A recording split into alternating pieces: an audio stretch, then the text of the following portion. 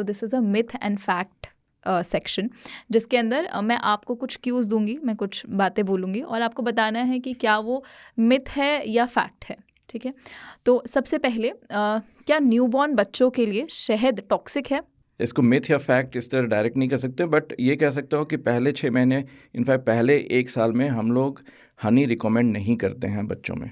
That is because कि एक risk of infection होती है जो बच्चे में हो सकती है, तो पहले 1 साल में Honey should not be given. Okay.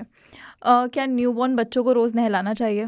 ये मिथ है, रोज़ नहलाने की ज़रूरत नहीं होती है, लेकिन अगर बहुत ही ह्यूमिड और हॉट इन्वायरमेंट है, क्लाइमेट है, तो बच्चे को कंफर्ट मिलती है, कुछ बच्चे को अच्छा लगता है नहलाना। लेकिन अगर आप एक दिन छोड़ करके भी नहलाते हैं, दैट इज़ एब्सोल्युटली फाइन, और जिस दिन नहीं नहलाते हैं उस दिन आप स्पॉन्ज कर सकते हो।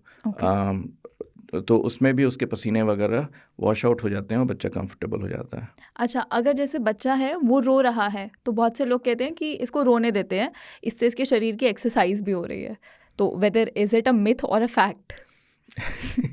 It's a myth. एक्सरसाइज से उसका कोई रिलेशन नहीं है। अगर बच्चा रो रहा है तो कोई कारण से ही रोता है। हमें ट्राई करनी चाहिए कारण जानने की।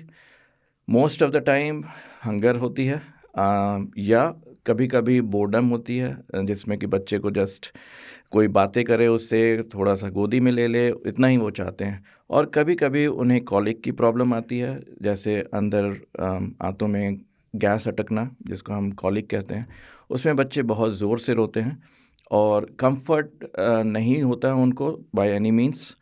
तो उसमें हम कहते हैं कि आप जगह को थोड़ा चेंज करें, मे बी आप थोड़ा बाहर उसको ले जाएं टहलाने के लिए, समटाइम्स कार राइड ऑल्सो, तो वो हेल्प करती है। और मेडिकेशंस हैं बट रेयरली यूज़ की ज़रूरत पड़ती है। क्या एक छोटे बच्चे को रेगुलर मालिश की ज़रूरत होती है? अगर इसको मैं मिथ ही कहूँगा, लेकिन मालिश के अपने एडवांटेजेस हैं, बट इट्स नॉट मैंडेटरी कि हर दिन ही चाहिए।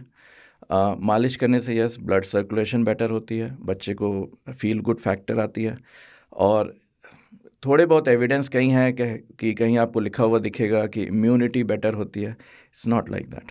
अगर आप मालिश नहीं करोगे लेकिन खाना अगर नहीं दोगे ठीक से, मालिश करोगे और खाना नहीं दोगे ठीक से, तो इम्यूनिटी वैसे ही नहीं आनी है। ओके। दांत आने पर बच्चे बीमार पड़ते हैं? It's a myth. ओके, नहीं पड़ते हैं, मतलब मैं तो मोस्टली देखा है वैसे। दांत आने इज़ ए नॉर्मल प्रोसेस, हाँ। जो हर इंसान के होते हैं। Not all of them fall इल।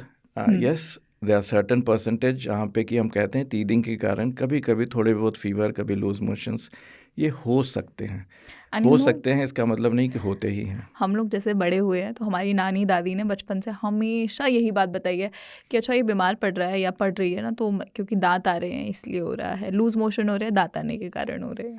हमेशा नहीं है, क्योंकि उन्होंने अपने बच्चे को ही देखा होगा। यस, उनके एक्सपीरियंसेस हमेशा ही काम आते हैं, डेफिनेटली, उसको हम कम्प्लीटली इग्नोर भी नहीं कर सकते हैं। लेकिन जनरली दांत आने वाले अगर लूज मोशंस होते हैं बहुत माइल्डर होते हैं, 1-2 दिनों में सेटल हो जाते हैं।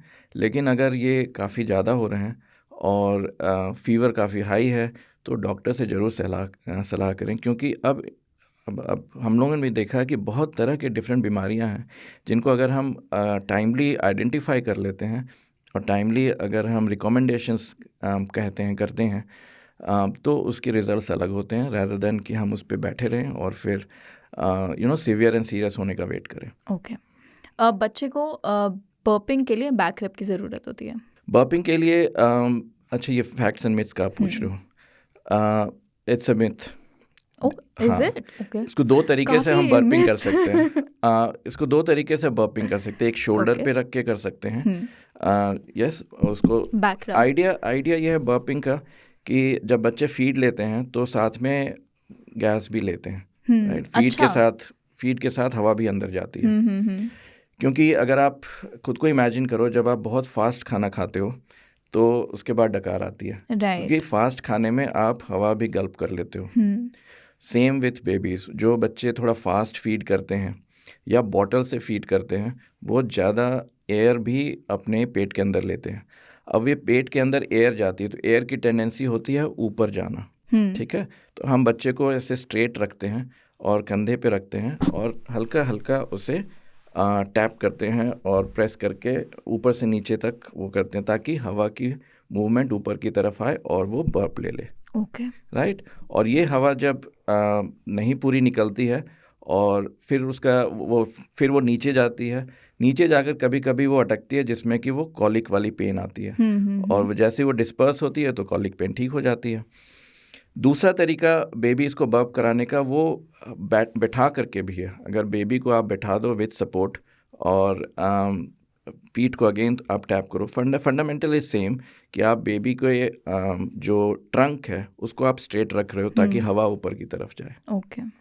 सिर्फ तो एक ही बैक मेथड नहीं रबिंग है। इज देयर, बस Back- वो थोड़ा yes. सा मेथड आपको यस, पर्टिकुलर दो एक मेथड्स हैं, ठीक है। बट जनरली सेफर वही है कि कंधे पे रखकर आप कर सकते हो। ओके।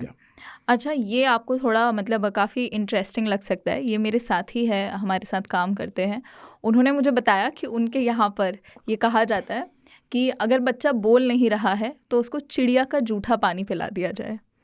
ये तो बिल्कुल ही मिथ है। ये this is the top of all that you have asked. ये बिल्कुल ही गलत है। अगर बोल नहीं रहा है तो डेफिनेटली आप कंसल्ट करें डॉक्टर से, क्योंकि ये बहुत ही टाइम लिमिटेड इश्यूज होती हैं। अगर हम सर्टन टाइम फ्रेम में इस चीज़ को नहीं डील करते हैं तो फिर बाद में इरिपेयरेबल हो जाती है। फॉर एग्ज़ाम्पल, अगर वो बोल नहीं रहा है और हमें पता नहीं कि वो सही सुन पा रहा है कि नहीं, अगर हम फर्स्ट 2 इयर्स में इस चीज़ को आइडेंटिफाई नहीं करते हैं तो बाद में अगर 5 साल 6 साल की उम्र में अगर हम इस चीज़ को आइडेंटिफाई करते हैं कि इसकी एक्चुअली इसलिए नहीं बोल पा रहा क्योंकि ये सुन ही नहीं पा रहा है, तो फिर अगर हम कोक्लियर ट्रांसप्लांट भी करते हैं, अगर उसकी सुनने की शक्ति आ भी जाती है तो उसकी बोलने की शक्ति आने में बहुत ही डिफ़िकल्टी होती है, क्योंकि ब्रेन उस तरह से ट्यून हो चुकी होती है। इसीलिए उसको टाइमली आइडेंटिफाई कर लेना बहुत ज़रूरी है। और सिर्फ इसी बेसिस पे नहीं बैठे रहना चाहिए कि हम ये करें वो करें और ये बोलने लगेगा, या कि परिवार में तो ये लेट बोला था, मैंने उसका सुना था, उसने तो 3 साल में बोला। अलग अलग केसेस अलग अलग रीज़न से होते हैं। हो सकता है कुछ लोग यस डिलेड बोलते हैं, पर हमें मेक श्योर करना होगा कि वो सुन सही रहे हैं और कोई और रीज़न तो नहीं है जो कि उसकी बोली को डिले कर रही है।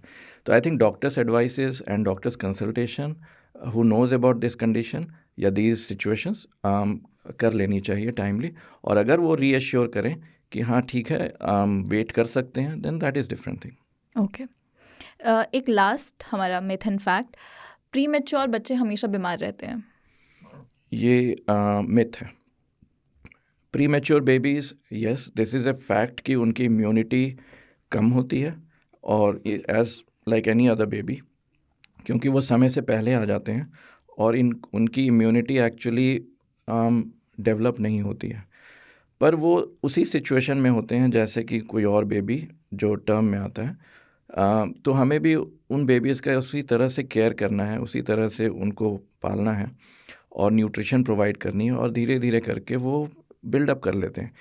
पहले ये चीज़ें एविडेंस में नहीं थी, अब एविडेंसेस हैं कि इनकी इम्यूनिटी भी आराम से डेवलप होती है, as at par with any other people. But generally जो देखा गया है कि ये थोड़े से ज़्यादा वल्नरेबल होते हैं। अगर ये डिपेंड करता है किस पीरियड में आते हैं। अगर ये मान ले 28 वीकर्स हैं, 28 वीक पे आ गए, 30 वीक पे आ गए, तो इनकी इम्यूनिटी डेवलप होने में भी टाइम लगती है, तब तक ये वल्नरेबल रहते हैं, और इस वल्नरेबिलिटी में इनको बीमारियां होने के चांसेस ज़्यादा हो जाते हैं। तो इनको ज़्यादा प्रिकॉशनरी वे में इसको पालना होता है।